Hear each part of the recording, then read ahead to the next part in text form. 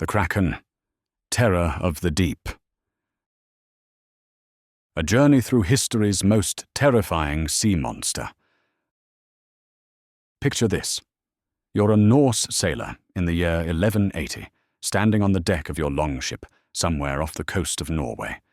The sea is calm, too calm, the wind has died. Your weathered hands grip the railing as you peer into the dark water below. And then you see it. Not a whale, not a rock. Something else entirely. Something with arms thick as the masts of your ship, rising from the depths like the fingers of a drowned giant, reaching for the world of the living. Welcome, my friends, to the legend of the Kraken. Our story begins not in the age of Vikings, but much, much earlier, in the mist-shrouded origins of human seafaring itself. You see, humanity has always feared the ocean, and with good reason. The sea is vast, dark, and filled with mysteries that can swallow ships whole and leave no trace behind. The earliest whispers of the Kraken, or creatures very much like it, emerge from the mythology of ancient civilizations. The Greeks spoke of Scylla, a multi-headed sea monster that dwelled in a narrow strait, her tentacle-like necks reaching out to snatch sailors from Odysseus's ship. Was this an early memory of something real, distorted through generations of retelling? We can only wonder. But it's in the cold waters of Scandinavia where our creature truly takes form. The word Kraken itself comes from the Norwegian krake, meaning something twisted or malformed, an unhealthy animal, something unnatural. And in the medieval Norse sagas, we find our first concrete references. In the Ur Odd saga, written down in the 13th century, but containing oral traditions dating back centuries earlier, we encounter the Hafgufa, the sea mist. This creature was described as something that appeared to be a series of islands when calm, but would open its massive maw to swallow ships, whales, and anything else unfortunate enough to be nearby. The saga describes it as the largest monster in the sea, a creature so immense that sailors often couldn't comprehend what they were seeing until it was too late. Now fast forward to the 16th and 17th centuries, the age of exploration. European ships are crisscrossing the globe, venturing into waters no Western vessel has ever sailed, and the reports start flooding back. In 1555, a Swedish priest and historian named Olaus Magnus published his Historia de Gentibus Septentrionalibus, the history of the northern peoples. In this work, Magnus describes sea monsters so large they could be mistaken for islands. He writes of a creature off the coast of Norway that resembles a floating island more than an animal, with tentacles that could reach to the top of a ship's mainmast and drag entire vessels beneath the waves. But Magnus wasn't just spinning yarns. He was documenting the accounts of Norwegian and Icelandic fishermen who swore by these sightings. These were hardened men of the sea, not prone to flights of fancy. When a sailor who's spent 40 years on the water tells you he's seen something, you listen. In 1680, a Florentine merchant named Francesco Negri traveled through Scandinavia and recorded tales from Norwegian fishermen about a creature they called the Krake. They described it as being so large that it created dangerous whirlpools when it dove back into the depths. Negri noted that these fishermen spoke of the beast with absolute conviction, not as myth but as observable fact.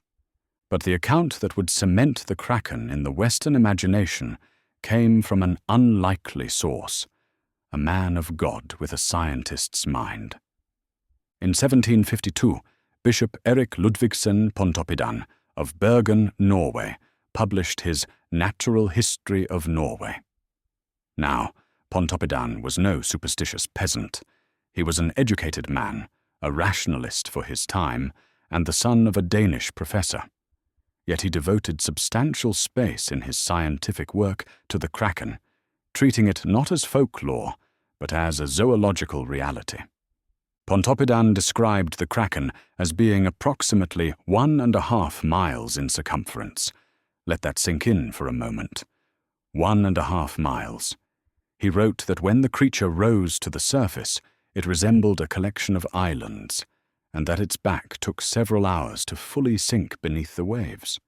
He documented how fishermen knew when a kraken was below, because fish would be unusually abundant, driven upward by the presence of the massive predator beneath. The bishop collected testimony from numerous sailors and fishermen. One account he recorded was from a captain who, in 1680, anchored near the island of Alston, off the Norwegian coast. The crew watched as what they thought were rocks in the distance began to move. Tentacles, enormous, writhing tentacles, broke the surface. The captain ordered the anchor cut immediately, and the ship fled as the creature fully emerged. Pontoppidan also described the kraken's method of hunting. According to his sources, the beast would release a cloud of murky fluid into the water. We would recognize this today as ink, which would attract fish.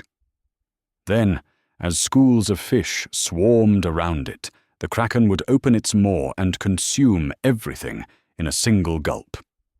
The bishop went further, attempting to categorize the creature scientifically. He proposed that the kraken might be a type of enormous cephalopod, a family that includes octopi and squid. In this, remarkably, he was closer to the truth than he could have known. Not everyone believed, of course. As the Enlightenment took hold in the 18th century, many scholars dismissed the kraken as pure superstition. The French naturalist Pierre Denis de Montfort, writing in 1802, was ridiculed for including giant octopi in his General and Particular Natural History of Mollusks. He claimed that in 1782, French sailors off the coast of Angola encountered a massive cephalopod with tentacles thick as a ship's mast that attempted to drag their vessel underwater. De Montfort went even further, suggesting that 6 French warships that disappeared without a trace in 1782 may have been pulled under by giant octopi. The scientific establishment laughed him out of respectability. His career was destroyed. He died in poverty in 1820, his theories dismissed as fantasy. But here's where the story takes a turn. Because the sailors, the fishermen, the whalers, they kept seeing things. In 1861, the French gunboat, Alecton, encountered something extraordinary off the Canary Islands. Commander Bayer and his crew spotted what they described as a massive, reddish creature floating on the surface. It was, by their estimate, 20 to 25 feet long, with enormous eyes and 8 tentacles covered in suckers. They attempted to capture it, firing shots and throwing harpoons. They managed to secure a rope around the creature's tail, but when they tried to haul it aboard, the body was so soft and heavy that the rope cut through the flesh, and most of the creature slipped back into the sea. They managed to save only the tail section, which they preserved and brought back to France. The scientific community was forced to pay attention. Throughout the 1870s and 1880s, the evidence became undeniable. Giant squid began washing up on shores around the world, their massive bodies impossible to explain away. That severed tentacle was examined by Reverend Moses Harvey, a naturalist living in St. John's, Newfoundland. Harvey photographed it and sent descriptions to scientists. It was among the first photographic evidence of the giant squid's existence. Just a few months later, in November 1873, another giant squid washed ashore at Logie Bay, Newfoundland. This specimen was more complete, and Harvey arranged to have it preserved. He even had it brought to his house, where he placed it in a bathtub and photographed himself beside it. The image is haunting. A Victorian gentleman in formal dress, standing next to a mass of alien flesh and tentacles that seems to belong to another world entirely. The specimens kept coming. In 1875, a squid measuring 55 feet was caught off the coast of New Zealand. In 1878, another washed up in Newfoundland, this one measuring 61 feet. The scientific name, Architeuthis dux, the ruling squid, was formally established. But if you really want to understand the Kraken, you need to talk to the whalers. These men hunted the largest creatures on Earth, and they had stories that would turn your blood cold. Captain Charles Scammon, a renowned whaling captain and naturalist, documented numerous accounts in his 1874 book, The Marine Mammals of the Northwestern Coast of North America. He recorded testimonies from whalers who had witnessed battles between sperm whales and giant squid in the deep waters of the Pacific. Whalers reported seeing the sea boil with violence as these titans fought. They described finding sperm whales with tentacle scars crisscrossing their heads, circular marks from the squid suckers, some as large as dinner plates. They told of cutting open harpooned whales to find partially digested squid inside, with arms thick as a man's torso. One whaling captain, whose name has been lost to history, but whose account was recorded in the 1870s, described spotting what he thought was a sperm whale in distress. As his boat approached, he realized it was locked in combat with something massive, a tangle of writhing tentacles and thrashing flukes. The crew watched for 20 minutes as the battle raged, until finally the whale dove deep, dragging its opponent down into darkness. In 1965, Soviet whalers in the Pacific photographed a battle between a sperm whale and a giant squid. The photographs, though grainy, show the whale's head wrapped in tentacles. The whalers estimated the squid's tentacles at 40 feet or more. For centuries, the Kraken had been a myth, then a controversy, then a curiosity. But in the 20th and 21st centuries, it became science. Marine biologists began to understand that the giant squid wasn't one species, but potentially several, distributed throughout the world's oceans. They learned that these creatures typically live at depths of 1,000 to 3,000 feet, rising to shallower waters to feed or during certain seasons. But here's the fascinating part. For all our technological advancement, we still barely know them. The first photographs of a living giant squid in its natural habitat weren't taken until 2004, when Japanese researchers Tsunemi Kubodera and Kyoichi Mori managed to capture images near the Ogasawara Islands. They used a baited camera at a depth of 3,000 feet and caught images of a 26-foot giant squid attacking their bait. In 2019, another breakthrough. NOAA researchers captured footage of a giant squid in the Gulf of Mexico, the first recording in American waters. Dr. Edie Widder, the marine biologist who designed the camera system used, described the encounter as one of the most thrilling moments of her career. But wait, there's more to this story. Because the giant squid isn't even the largest cephalopod we know of. In 1925, 2 massive tentacles were found in the stomach of a sperm whale caught off the Azores. The tentacles measured over 13 feet long, but they were thicker and more robust than those of any giant squid. They belonged to something else. In the 1980s, evidence of these creatures began accumulating. Beaks found in sperm whale stomachs suggested squid even larger than Architeuthis. In 2003, these suspicions were confirmed when a specimen was caught off the coast of Antarctica. It was identified as Mesonychoteuthis hamiltonite, the colossal squid. While the giant squid is longer, with tentacles that can extend up to 43 feet, the colossal squid is heavier and more massive, with a mantle that can exceed 6 feet in length and tentacles equipped with rotating hooks in addition to suckers. A specimen caught in the Ross Sea in 2007 weighed over 1,000 pounds and measured approximately 33 feet long. Marine biologists now believe that even larger specimens exist in the depths. The beak size and tentacle scars found on large sperm whales suggest colossal squid measuring possibly 50 feet or more, weighing perhaps 1,500 pounds. So what do we make of all this? Were the sailors and fishermen who reported the Kraken for centuries simply seeing giant squid? In many cases, yes. But here's where it gets interesting. The behavior described in historical accounts doesn't always match what we know about giant squid. The massive whirlpools, the intentional attacks on ships, the island-sized bodies. These elements suggest either significant exaggeration or perhaps interactions with creatures we still haven't properly documented.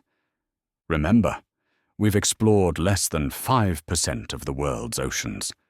The deep sea remains more mysterious to us than the surface of Mars. What else lurks down there? In 2018, a research team discovered that giant squid are far more numerous than previously thought. Using environmental DNA sampling, they found evidence of giant squid in waters worldwide, in regions where they'd never been documented before. And there are still mysteries. In 1978, the U.S. Navy frigate Stein pulled into port in San Diego with unusual damage to its sonar dome. Hundreds of deep gouges and marks that analysis revealed were made by the claws of some large cephalopod's tentacles. The claws embedded in the dome were larger than those of any known species. Something attacked that ship in deep water. Something massive. Something we still can't identify with certainty. The Kraken, whether as myth or reality, has seized hold of human imagination in a way few creatures have. It appears in literature, from Jules Verne's 20,000 Leagues Under the Sea to Peter Benchley's Beast. It surfaces in poetry, most famously in Tennyson's sonnet. Below the thunders of the upper deep, far, far beneath in the abysmal sea, his ancient, dreamless, uninvaded sleep, the Kraken sleepeth. The Kraken represents our relationship with the ocean itself. Beautiful, terrifying, essential, and utterly alien. It reminds us that no matter how advanced we become, there are forces in nature that dwarf us, that existed long before we walked upright, and that will continue long after we're gone.